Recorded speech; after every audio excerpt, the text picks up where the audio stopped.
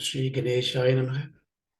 Sadashiva Shamarambam Shankaracharya Madhyamam Asmadacharya Paryantam Vande Guru Paramparam.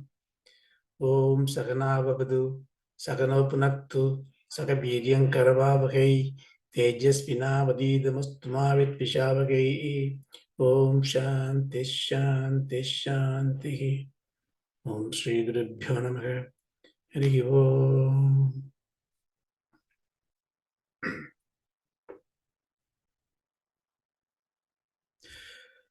So as Balaji introduced, so we are going to embark on understanding the verses that you probably know already. Maybe you are reciting it already. It's called Shri Durga Sapta Shloki. Sapta means 7 shlokas of Shri Durga. As a Parayanam, you can do all the time. But our purpose here, maybe in another class, maybe 2 more classes, is to understand the import of that and the context of it. So that the Parayanam, a karma, becomes a upasana. See, karma is the kriya that you do with your physical embodiments, instruments. When you do with your mind as a dhyanam or a contemplation, it becomes a upasana. Parayanam is good. It gives you karma palam. But to elevate yourself to understand the truth of Sanatana Dharma, your mind has to be pure. So upasana is a necessary step. In fact, in everything we do, we must do upasana. Upasana, it's enough to have some words, some phrases that hooks your mind, and you forget the Shabda Prasham, look at the Artha Prasham. See, the advantage of Artha Bhavam is that, see, when you read something, your word is stuck in your mind and you're looking at the meaning of it, everything else will stop. Your karma stops. Your mind focuses on that. So it's very important to have the Artha Bhavam, which will make you into a Upasaka. So we will try to do that. Om Shri Matre Namaha. This is about the mother.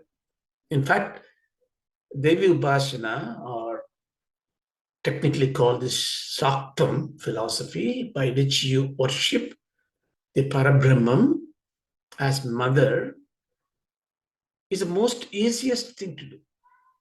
Why? Mother, who doesn't respect mother? Everybody can very easily relate to the mother, because mother is who created us. So to worshipping mother does not require any greater justification. In fact, when a child is born, you see how the child is created. She carries her in her womb. The child doesn't even breathe. She breathes for her. The fetus is in the womb. The fetus cannot breathe.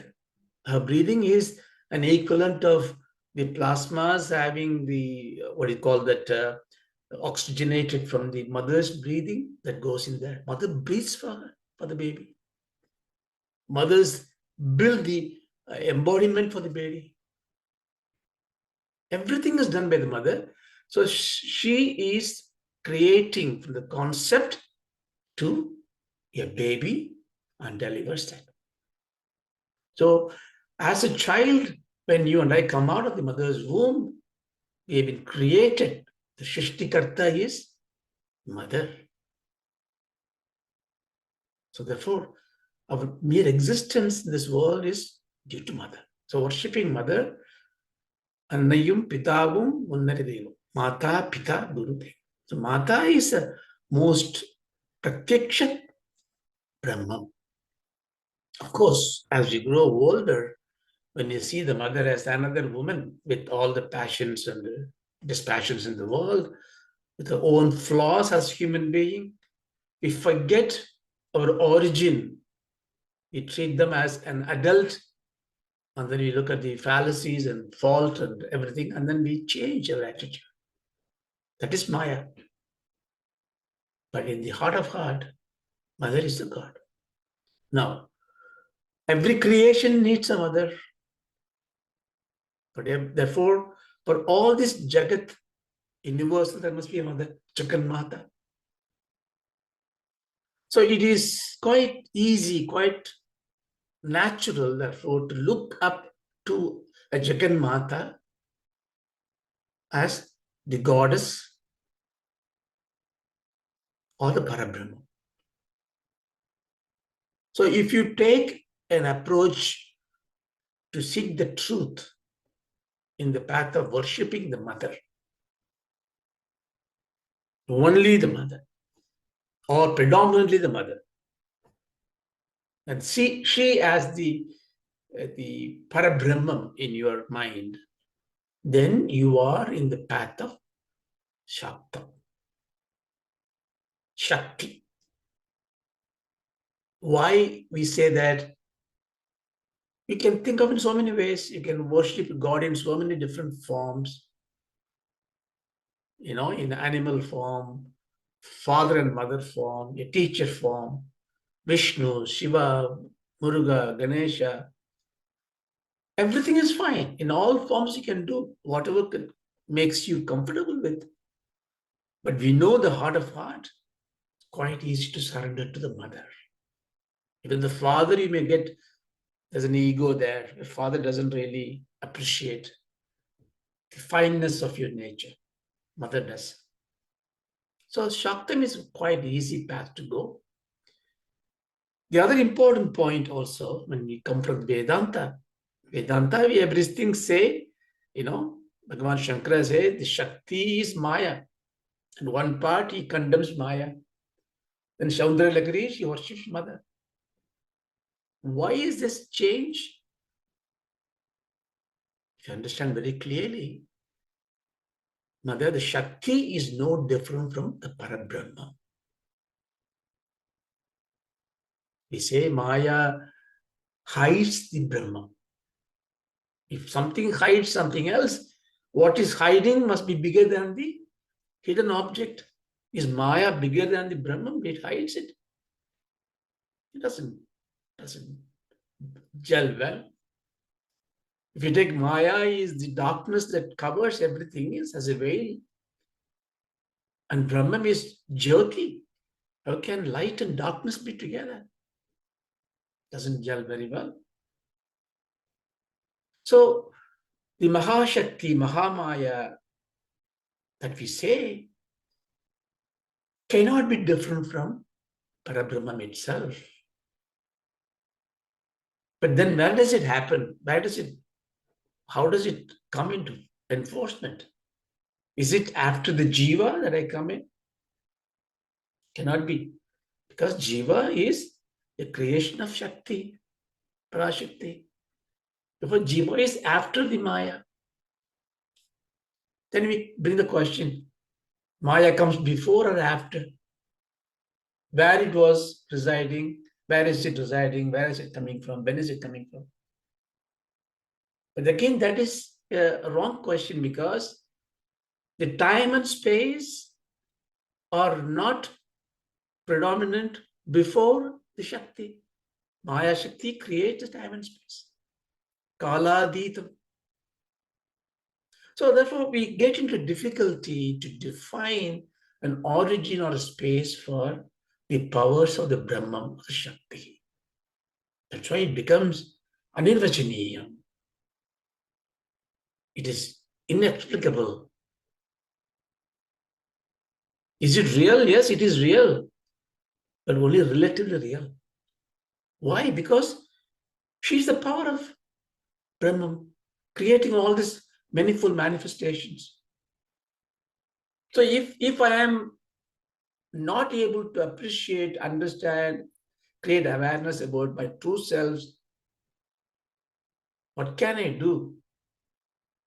I have no power to remove this veil. I have to go and pray to her. Oh, Mother, the veil that you put on me and give me different words, can you please remove it? I want to see you. When I see you means I see you as the Parabrahma, because you are the Shakti of Parabrahma. Shakti is a very important word. What is Shakti? We say he's becoming dumb because he's hearing mute. He cannot hear. The hearing power is gone. Oh, his thinking power is gone. His smelling power is gone. The Shakti is that which makes things happen. When there is no Shakti, there's nothing there. Right? What is this Shakti? Is it something which is I acquire, or is it something inborn?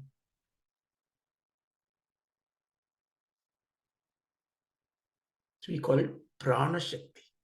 The Prana Shakti is what the Parashakti is. What is Prana Shakti? Pranam is Brahma.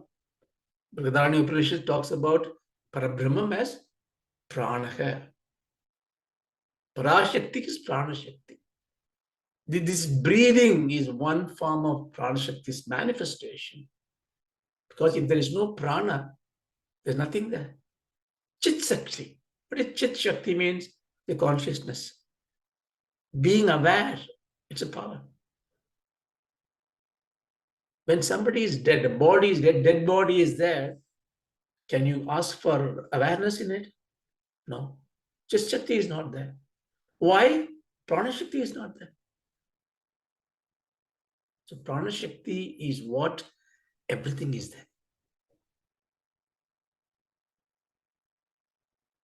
So this Ambal, Mahakali, we're going to say Mahakali, Mahalakshmi, Mahasaraswati. So when I say these words on this context, please don't think of the Puranic goddess of Shiva's wife and Brahma's wife and Vishnu's wife. No. We are in this parlance of Shaktam. Everything is Parashakti. Parashakti comes as Icha Shakti, Jnana Shakti, Kriya Shakti. So before we recite these mantras, if you understand what is this Shakti, why are we praying for this, and what is the prayojanam of it, then it'll give you Shraddha. So we say, Om Shri Matre Namaha. Then there is a Vidhi, because the Sapta Shloki, which we are going to see in a minute, is coming from Devi Mahatmya. And we'll see what is Devi Mahatmyam briefly. And the Devi Mahatmyam is a very profound text which is prescribed by the seers as a Parayana Vidhi. Like you recite Sundaraganda, like you do Vishnu Purana, you recite Devi Mahatmya. You recite certain procedures. You recite as a Upasana with certain Naivedyam, certain rituals, certain rites, 700 of them. But then there is also a way that instead of 700, you can do just 7.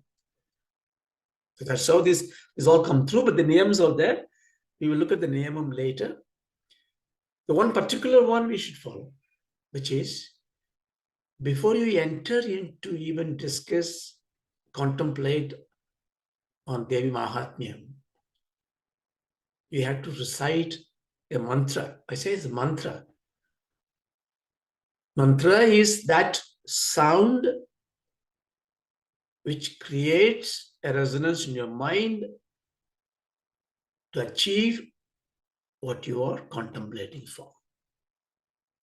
There is no Arthaprasam, which is Shataprasam.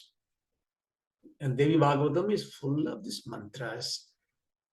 So mantras have to be recited with great respect and reverence.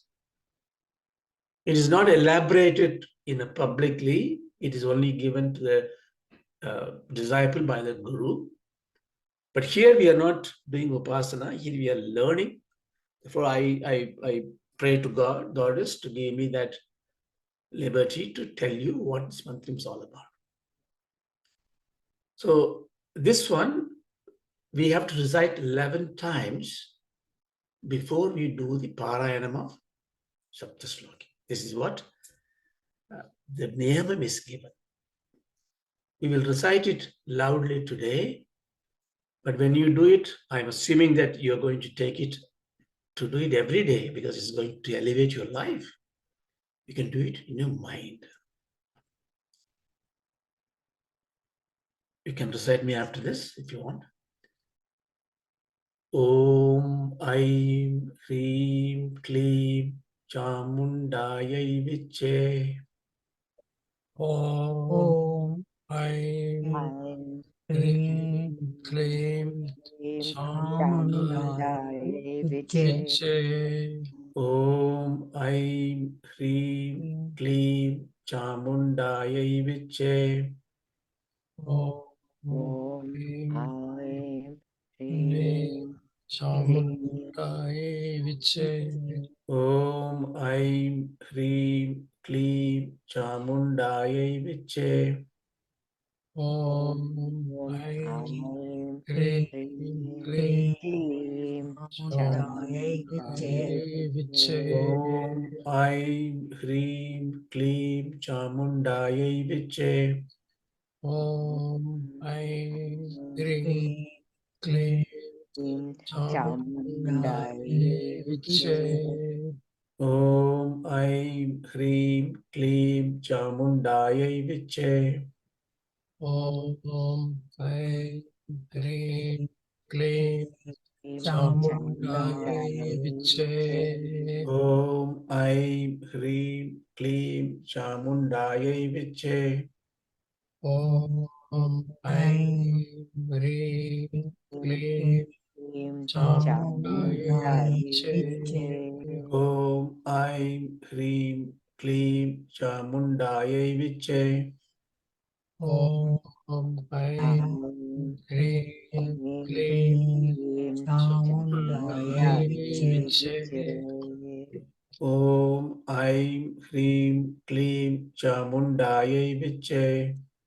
Om Aim Hreem Kleem Chamundayai Viche. Om Aim Hreem Kleem Chamundayai Viche. Om Aim Hreem Kleem Chamundayai Viche. Om Aim Hreem Kleem Chamundayai Viche.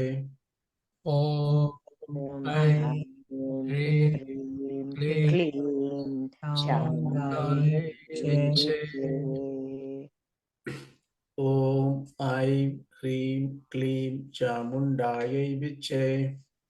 Om Aim Hreem Kleem Chamundayai Viche. You can all mute it now. So this is called Navakshari Mantra. Aim Hreem Kleem Chamundayai Viche. It comes Navakshari Mantra. 9 syllables are there. Om is a pranava. Om is the Shabda which represent the Parabrahma, Nirguna Brahma, Nirvikara, Kudastha. So Om alone, we are not qualified to do the Japam.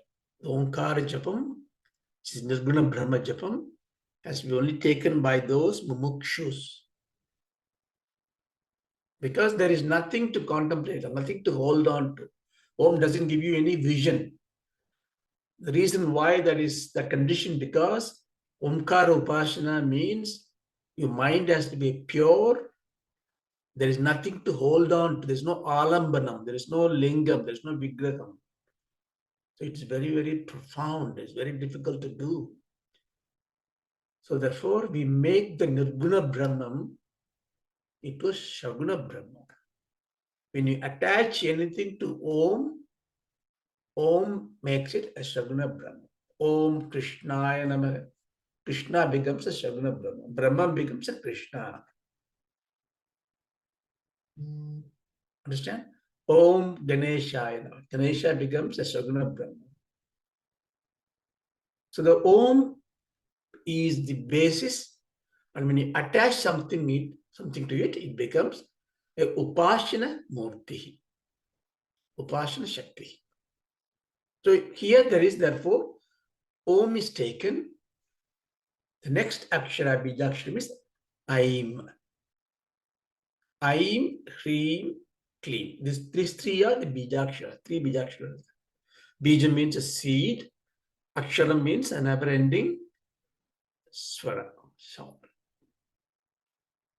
This Ikaram, the I, the sound, I-E sound is Parambal. Ishvara, E, Ishwari, E. The E means Ambal. I means it is Sattva Guna Pradayini, Mahasaraswati. By the Akshara Aim, we will not go deeper into this, but just understand now. I never say Om. If Om I means I have invoked Mahasaraswati, Jnana Shakti, Sattva Pradayini. Same way, Hreem. Hreem is Mahalakshmi, Rajoguna Pradayini, Kriya Shakti. So Om Hreem is Mahalakshmi. Om Kleem. Kleem means Mahakali. So Om I Hreem Kleem means we are invoking Mahasaraswati, Mahalakshmi, and Mahakali. Mahakali is the controller of time and space, Aditi. Mahalakshmi is all bestowing grace, Kriya Shakti. Mahasaraswati is Mahajnani. He gives the jnana, knowledge. Is the Jnana Shakti. Kriya Shakti, Icha Shakti, Kriya Shakti, Jnana Shakti. Icha Shakti is Mahakali. Icha is very important. This is you have to understand. Icha Shakti does not mean the power of desire. The power of desire is a consequence of Icha Shakti. The power to desire, the power to will. It's not the willpower, the power to will. You just cannot think, you cannot desire something. Desire has to come because you need a capacity to desire, capacity to ask. The power that invokes thought, the power that invokes desire, the will. So nothing can be created. There is no will. The will of the Lord, will of the Parabrahma is the Mula Karana. That could be Mula Vidya or Mula Avidya, doesn't matter. But that will that came, that Icha Shakti, Mahakali, Mahadurga, then she manifests herself into a Mahalakshmi, unto Mahasaraswati. So these three Shaguna Upasanas are given a new name for the three together. It's called Chamundai. Chaturvakti. So that Chamundi is this manifestation of Mahakali, Mahalakshmi, Mahasaraswati, which don't look for a meaning in dictionary, which here is a prayoga. When you say this mantra, the way to say, when you repeat it, you are invoking the emergence of the Shakti in you in so many different ways. So the repetitive, this is what the power of mantra is. When you repetitive reciting of this mantra, paranam of this mantra in your mind brings this power to flower in yourself. So we have done that.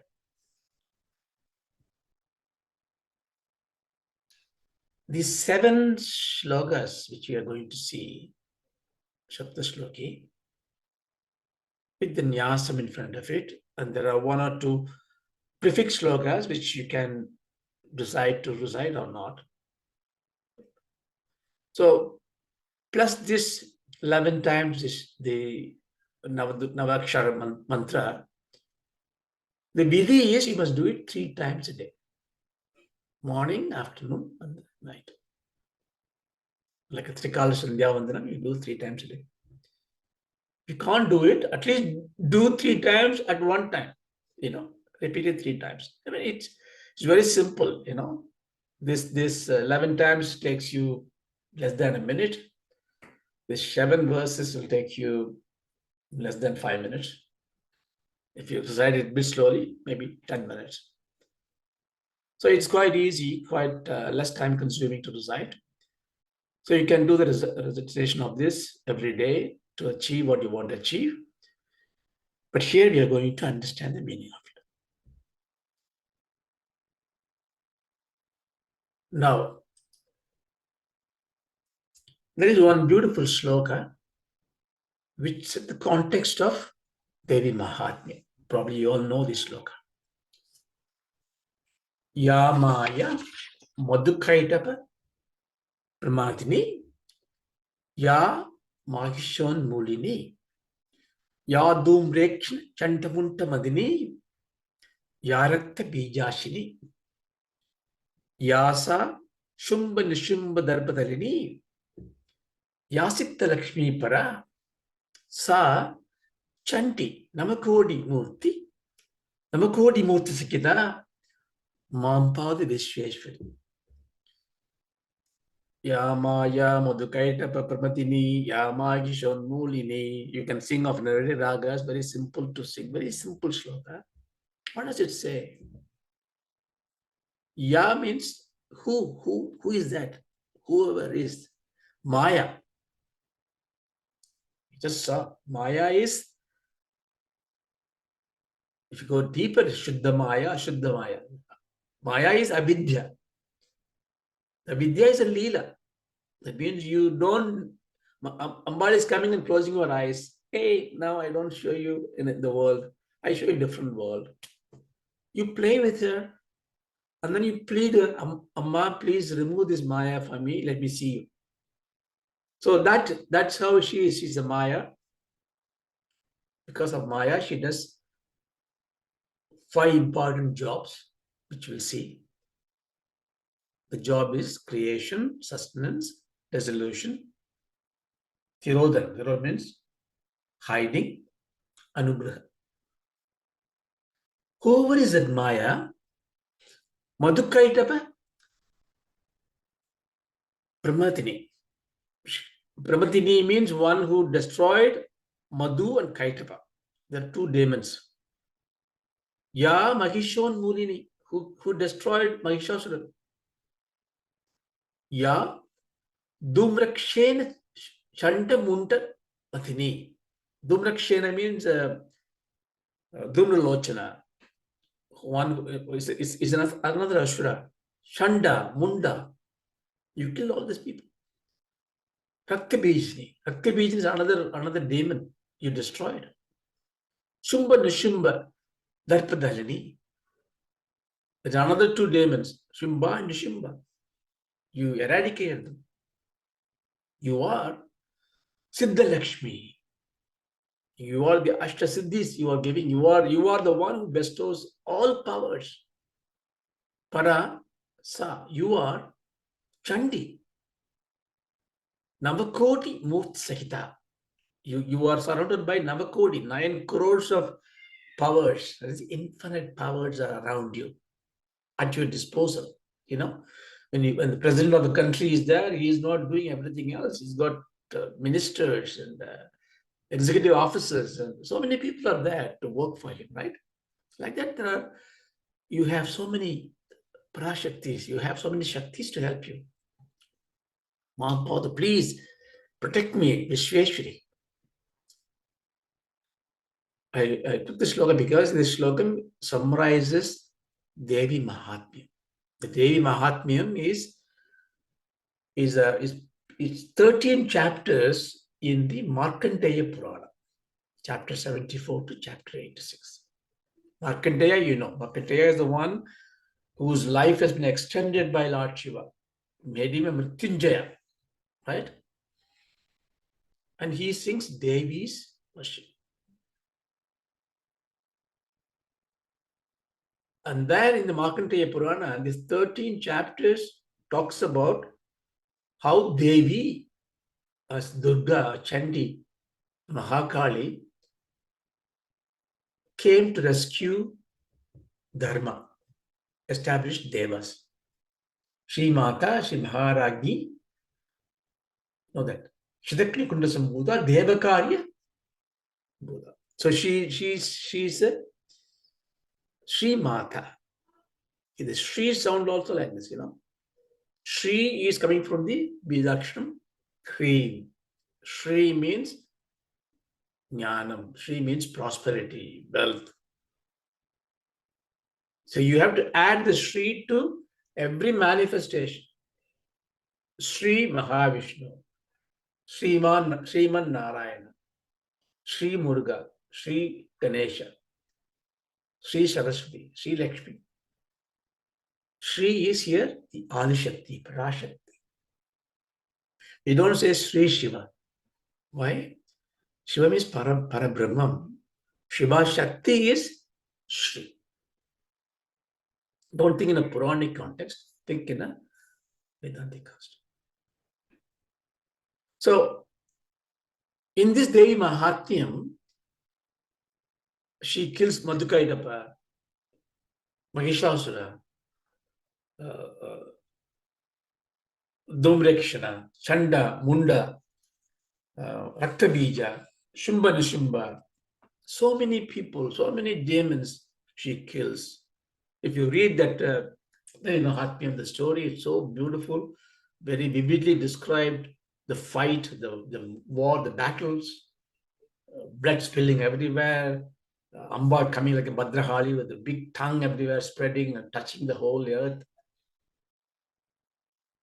What's the point of reading this apparently gory story? What is it? Why should we read this thing? For fun, is it? This is where important to understand the tatparyam for this. As it is very good to read as a story, as a Purana.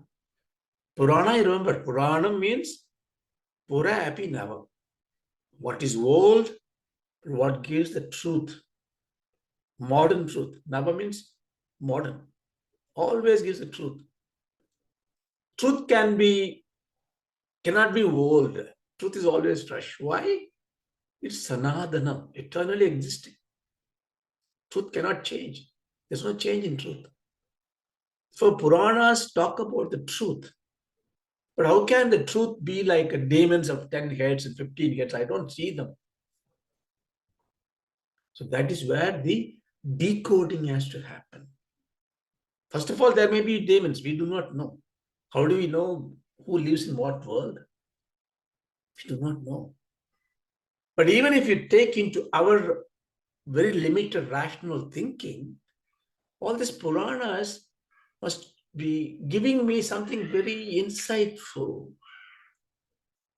So that's what you need to understand. So when you read the Madhukaida Bhavatam or Summa Nishim Bhavatam, it's a beautiful poetry giving peace. You can get all over the Parashakti of it.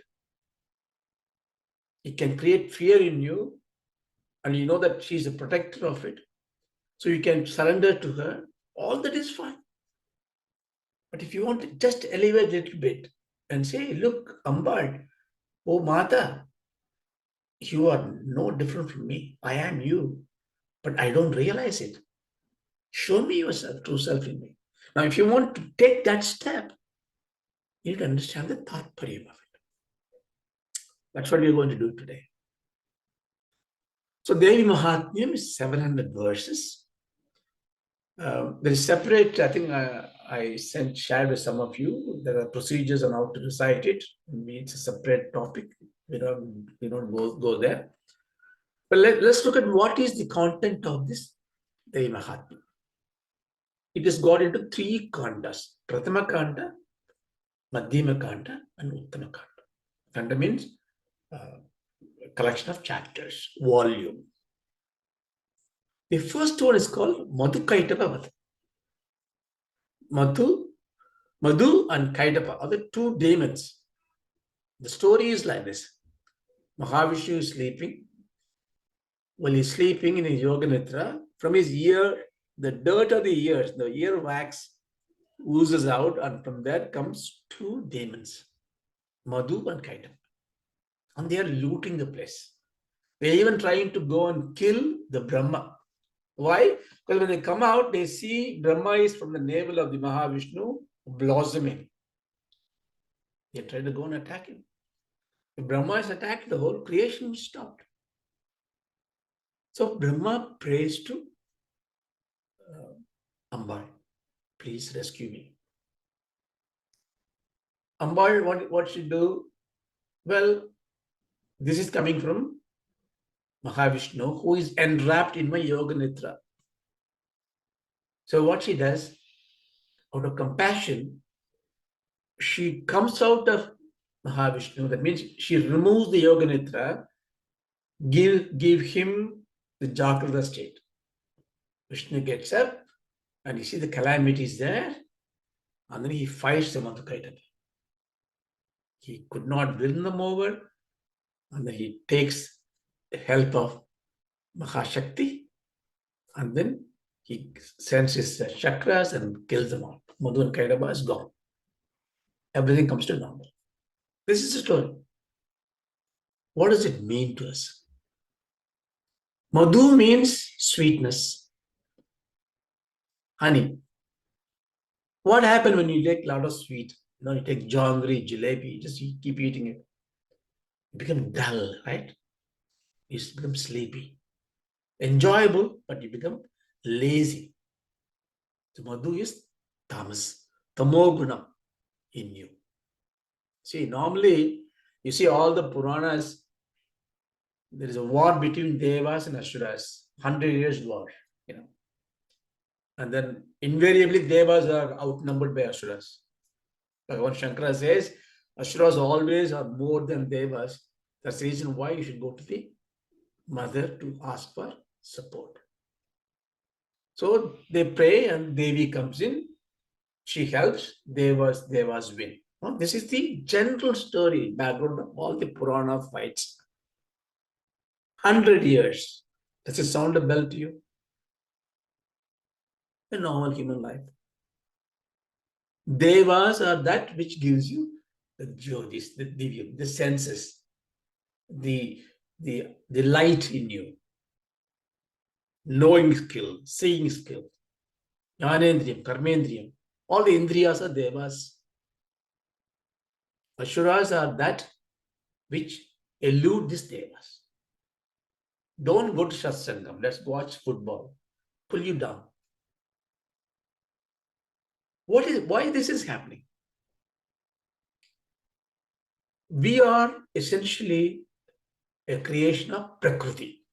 Prakriti is, remember the Sankhya we discussed, is the insentient part of Maya. The power of Brahman, when you have the inert part, and then there's a sentient part, the Prakriti takes the inert part and builds the bodies by giving them 3 colors, 3 tendencies. If you imagine that, that as 3 threads, imagine about the women, ladies wear the pleats, that hair they do. 3 times, 3 strands. Rajas, Tamas, Sattva. 3. These 3 are the fabrics of all the embodiments. They're called gunas. These gunas have got different characteristics. The important thing is Tamo guna and Sattva guna are simple. They are just one state. Tamo will give you latency, give you inertia, laziness, sleep, dullness, kind of a sloppy happiness, annihilation, assimilation, destruction. All that is tamas. Sattvam is light. It gives you knowledge, it gives you peace, it gives you light, it gives you elevation, balanced thing.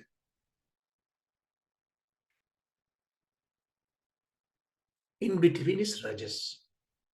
The Rajas is a special character. What does it do? It has got a positive Rajas and a negative Rajas. What is positive Rajas? The Rajas just move you away towards Sattvam to a balanced state. Negative is what moves you below Tamas or towards Tamas in an aggressive state. Asuras are epitome of negative Rajas going up there. Suras are the positive Rajas. So when I am having greed, when I have anger, rage, krodham, my Rajas is active in negative way. This anger does not let me see the truth in you, the goodness in you. I have my misconception about you, misperception about you. I abuse you. What happened? My Rajas is dominant, negative Rajas is dominant. My Asura Sambandha, Bhagavan talks in chapter 16 Gita. He takes away. Now, so when you look at the Asuras, we're going to look at these gunas, the guna Vedas. So my life, God willing, for 100 years or whatever the lifetime, I am going to have all the time, my body becomes a Kurukshetra. It's going to be a fight in me, the good against the bad. Good is in me, bad is in me. They are fighting because my guna bedams are changing. I have no control. I here is the notional I have no control because it's not that I want to be angry, the anger comes in. It's not that I want to be jealous, jealous comes in. Why it comes in? My samskaras, my vasanas, my karmas. I don't know. So what I therefore need is a power to support my good things in my heart. I need devas to be supported. Who do I go to? The best thing is to go to the Shakti who gave me all this. That's why you pray to Shakti. So Madhu is the tamasic part of it, lazy part of it. Kaitapa basically is a wasp that stings or bitterness. So it is the lowest form of rajas. It always goes along with this. When there is a happiness, there is also a sadness. There's a sweet, there's a bitterness. Or the raga dvesha, like and dislike, attachment and aversion.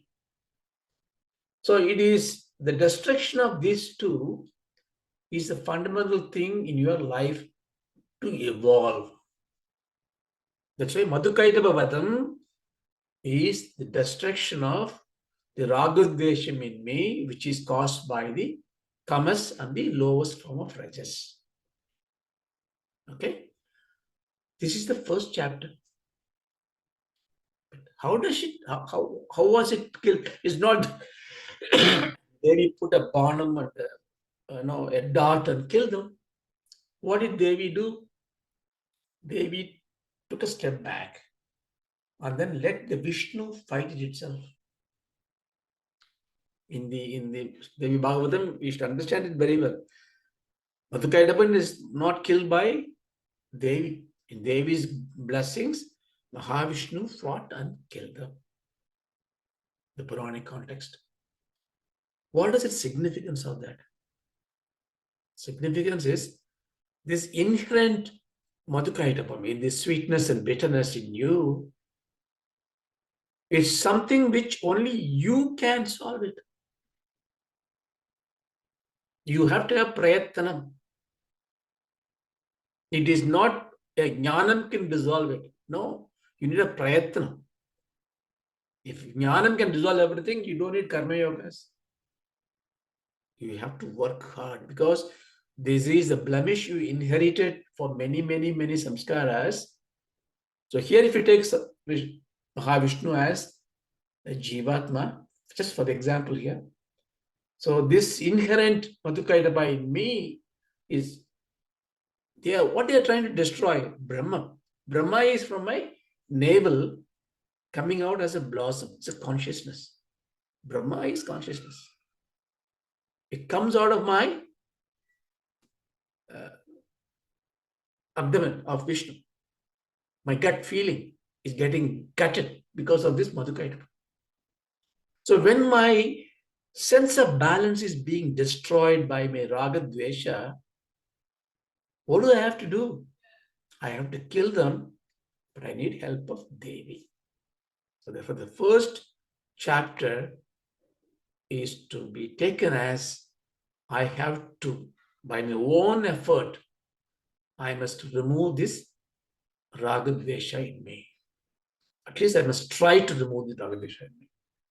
Without a prayatnam, there's no prasadam. What is the prayatnam? Do the karma yoga. Do the seva. What you like most, give it up. Take hurt by somebody. Go and serve somebody else. Let them hit you hard. Let it not hurt your ego. You give up. So this is why the first chapter should be recited on it, and you do the Parayana. Madhyama Kanta, second one, contains 3 chapters. Here there is a Mahishasura Sainyavatam, Mahishasura and Shakradi Stuti. So Mahishasura is another. So I will not go into the stories too much. Mahishasura is a beastly being who was creating havoc everywhere. So Devas pray, then Devi comes in and then destroy the Mahishasura. The destruction happens in 2 steps. First, Mahishasura's Sena, the army, has to be destroyed. So that is 1 chapter. Sainyavadaha. Then Mahishasura himself is killed. So Mahisham is bull, a beastly bull. So Mahishasura represent the beastly character in us. Now we are talking about the Rajogunam, which is of the lowest tendency. Tamas is not there. Rajo. Rajo means just passionate. I will do. I am the one. Mamakaram is dominant. Murgatanam is there. But he is supported by a Sena.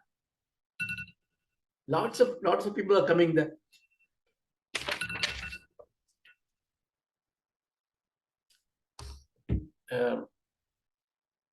Like Duradhara, Durmukha, Maheshwara's 16 or 17, 16 psychics are coming there to fight against Ambai. You look at the names of it. Duradhara. Duradhara means unquenchable desire, limitless desire. Durmukha, it means angry face, Krodham. So, Kamam and Krodham. See, Mahishasura is the beast of Rajogunam, deluded mind. He's supported by Kama, Krodha, Lopa, Moka, Mada, Mache. All this stuff coming there. So she destroys the Sainyam. That means all the Senas are destroyed. Kamam is destroyed, Krodham is destroyed, Lobham is destroyed. So one after the other, all these are destroyed. How does she destroy it? By slaying them. So what we have to do is to pray to her. Her grace comes into us. Arishtanemihi, we say, it comes like a Garudan that comes with this claws, takes away this cloth. So when you do the puja, when you come out of it, when somebody is shouting, you will say, please don't shout. I want peace. So that your mind is with Sattva Guna. So Mahishasura Madri is the manifestation of Shakti to create a power in you to destroy your bad qualities. And your Rajoguna's dominance in lowest form get destroyed. So once you destroy, you feel bliss in you. Suddenly you find satsangam. People are around you. You are directed towards good lectures, good discourses. Shakradhistuti. In the Puranas, Devas come and do prayers to the Ambal because he killed the Mahishasura. But here we should take it as, when I am able to remove these vices from me, Kama, Krodha, Lobha, Moha, Madhumachidiyam, I remove my arrogance of rajas, I suddenly feel glorified by being part of the satsang. It's not that somebody praising you, but somebody is embracing you as a Mahatma. You go in the good company. Your life is turning away. So when you recite this Madhyama Kanta, when you do this, all these stories, in the back of your mind, Mahishasura Sena is your evil qualities, Mahishasura is your beastly nature, just get destroyed. So that's what we say, that victory over the impediments that guilts you, the dominance of Tamoguna is gone, and then all the devas are in you. All your faculties are looking for glory. Then comes the Uttarakanda. It is 5 to 13 chapter. The 5, 6, 7, 8, 9, 10. These chapters are bringing the destruction of Shumba Nishumba. So you must have read this Shobana songs when you do Navaratri Puja. You do this Shobanam, Shobanam, you sing that song. Shumba, Nishumba, first we saw about the Tamogunam in Madhukaidava. In Mahishasura, we saw the Rajogunam. In Shumba Nishumba, we're going to see even the Sattva Gunam is going to have impediment to us. With the support of Rajo and Tamo, Sattva Gunam also plays a role in not getting the redemption. How is the story goes? The story goes like Shumba Nishumba, the two brothers, Shumba is the elder, Nishumba is the younger. They were told by one of the messengers that a beautiful lady is there.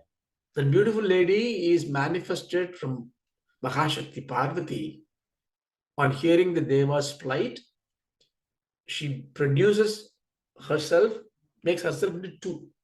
A dark Kali and a most beautiful coral-like thing, Kaushiki.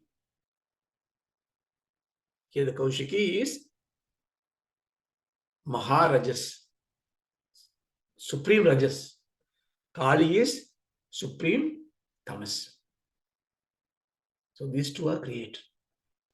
Kaushiki is so attractive. So somebody has saw her and then went to Shumba Nishimba and said, look, hey, you have lots of wives, but nothing to beat her. Go and get her. Then Shumba Nishimba sent a messenger called Sugrivan. It's not this Ramayana Sugrivan, another Sugrivan. Sugrivan comes and talks to Kaushiki. It's called Duta Samvada in the chapter 5. Please come and marry me. What it basically means, the Dutas are this Kaushiki, the Atma is the Kaushiki. The effulgence is there. It is being dragged by the sensual desires.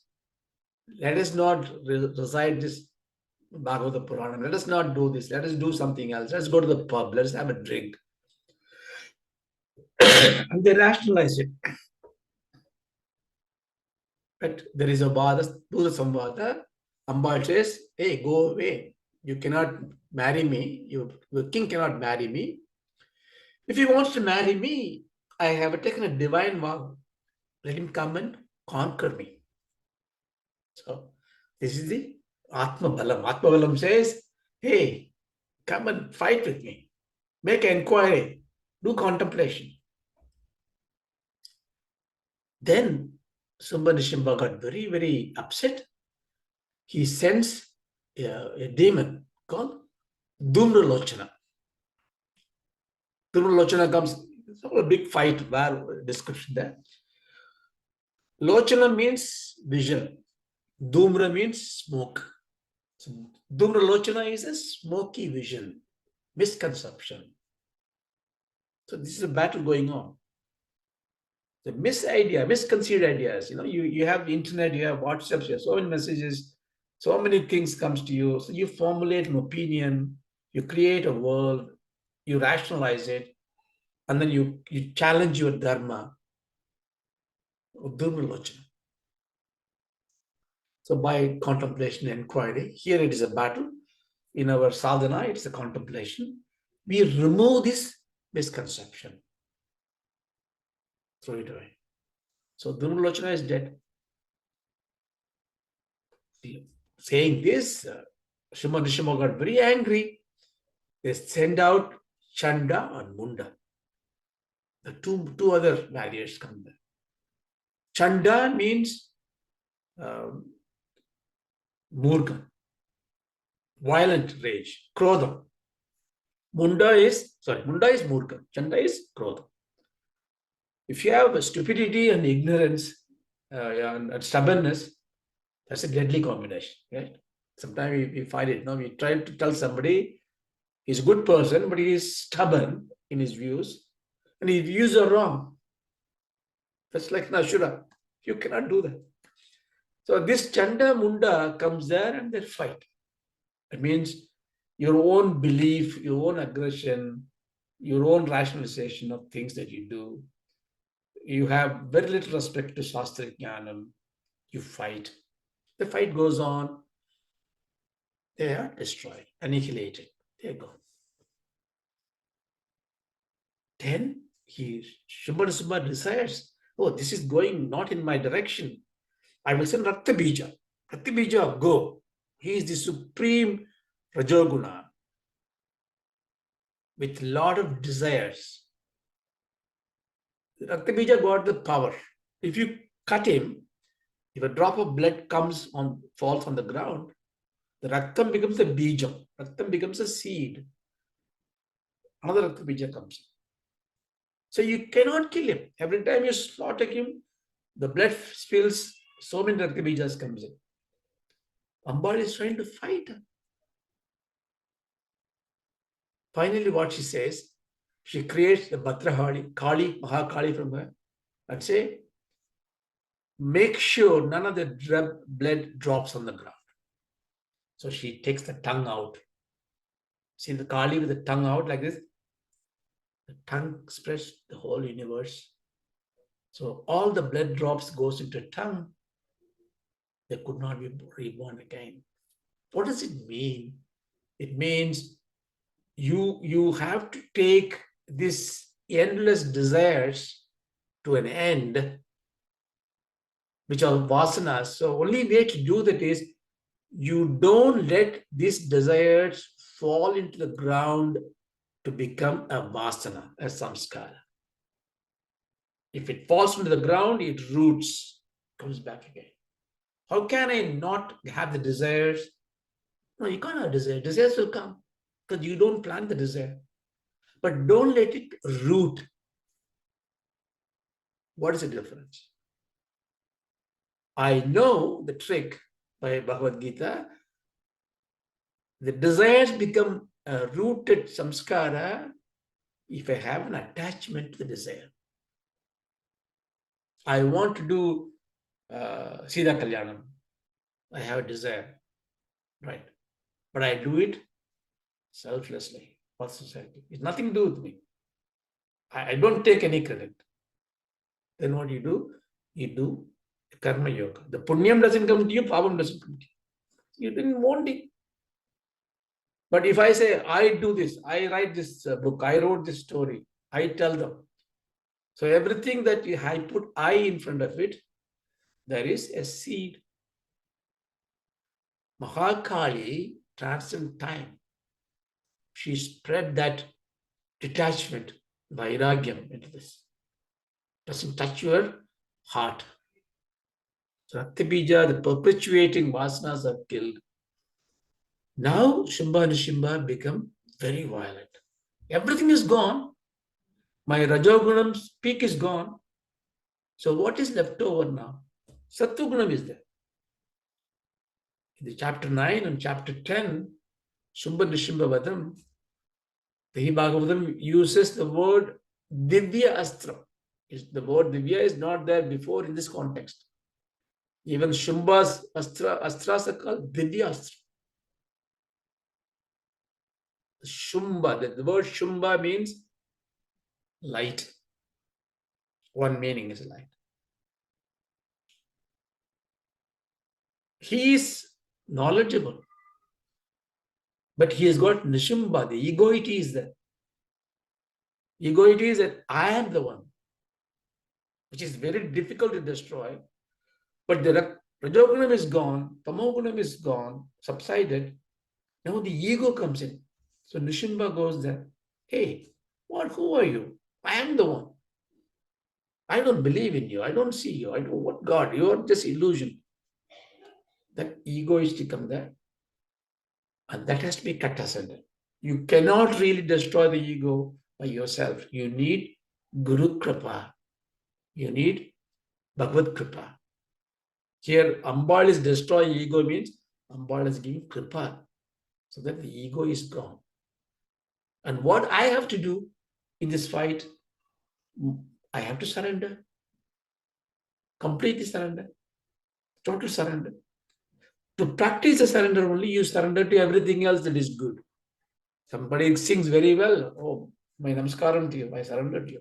Somebody is hosting you very well. My namaskaram to you. Somebody is teaching you. My namaskaram to you. You practice the ability to surrender yourself. You don't hold this egoity. And when you have the absolute surrender, because like Ashtabhakta says, once I do namaskaram once and I'm gone. I have nothing to offer. How can I offer to, if I give to God myself today, tomorrow I cannot do another namaskaram. I have nothing to give. I give it to God. That's why jnanis don't do namaskarams anymore. Once they've given up, they burn themselves. We can't follow them. We need to follow our own tatparyam, our own limited way. We do surrender. This is also a very important virtue only in our religion. In Abrahamic religions, you don't surrender to a man or woman. If your ego cut, surrender there is a failure, defeat. Here, surrender is transfer of responsibilities. And it is, sometimes people think, you should do namaskaram to me. I am bigger than you. When you do namaskaram, somebody do namaskarams to me, I take away their sins to me.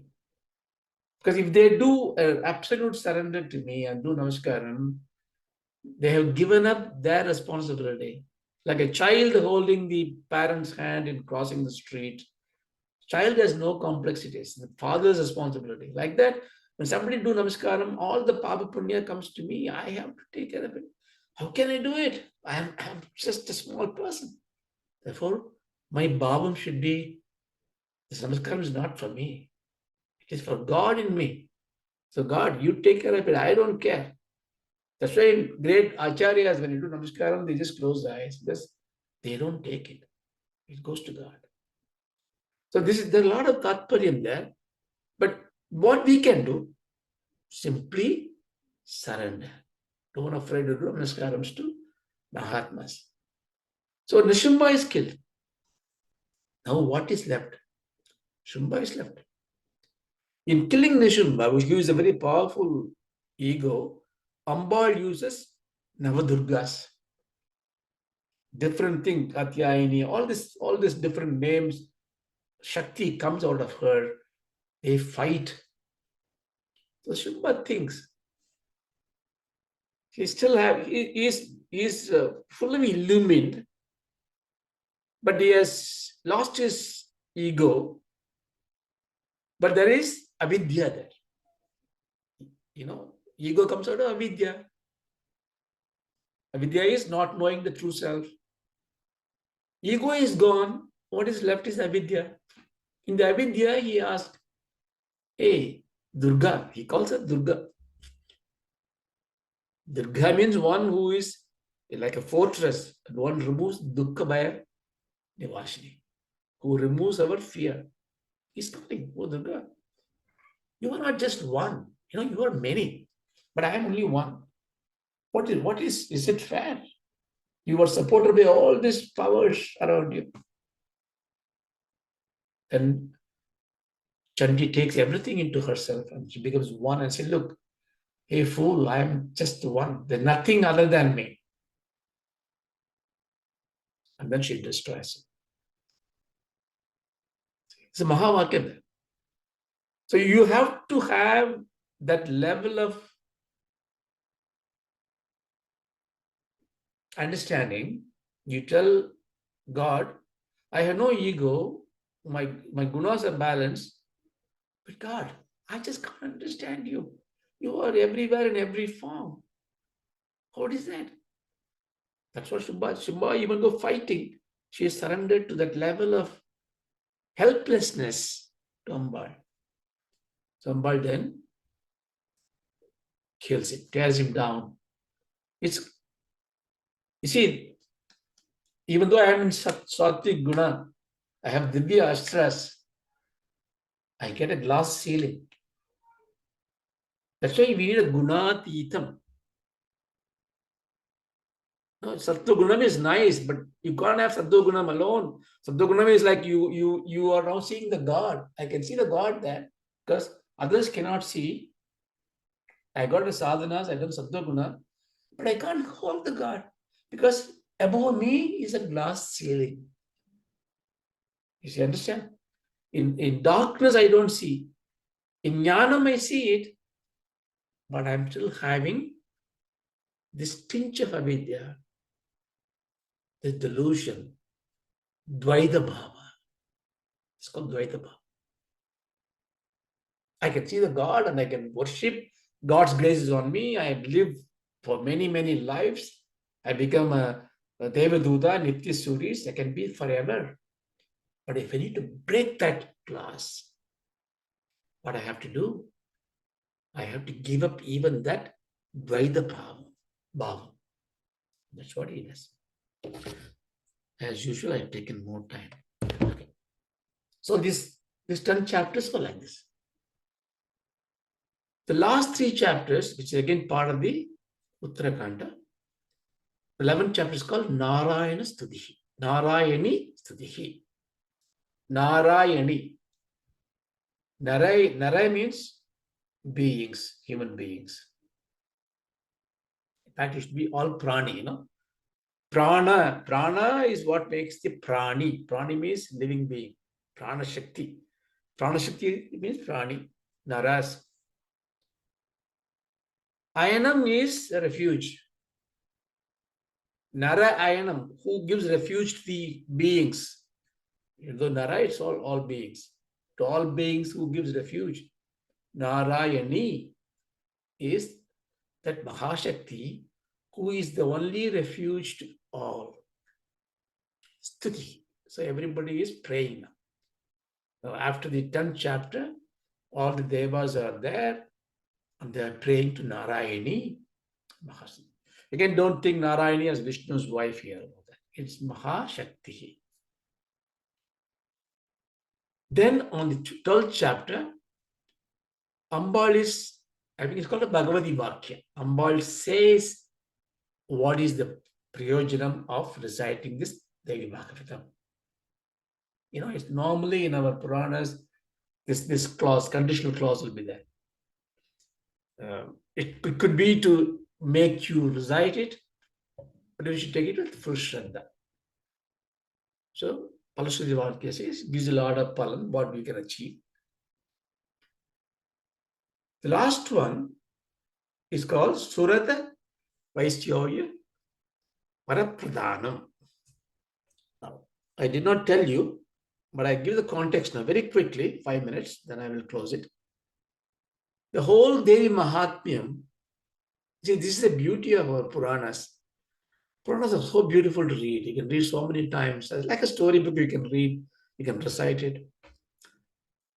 This Devi Mahatmyam in the Markandeya Puranam sets the context. The context is there was a king called Surada or Subrada, which way you take it. One who rides a beautiful chariot, Surada. But the king has been deluded because he lost all his kingdom. He's very worried and he lost everything. He's wandering around the forest. And there's another man called Samadhi. He's a Vaisya. He's a merchant. He transacts wealth. One is a Kshatriya, is a Vaisya. His family relationship, everything is gone. They have taken up all his money. They driven out of him the house. So he's impoverished. But he has come to the kind of a mental state. What's the point of all these crores of rupees and dollars I had? Everything is gone. What is the next stage for me? So he's also joining this king. And both were exchanging notes and they were worried and they were walking along. And they find a hut.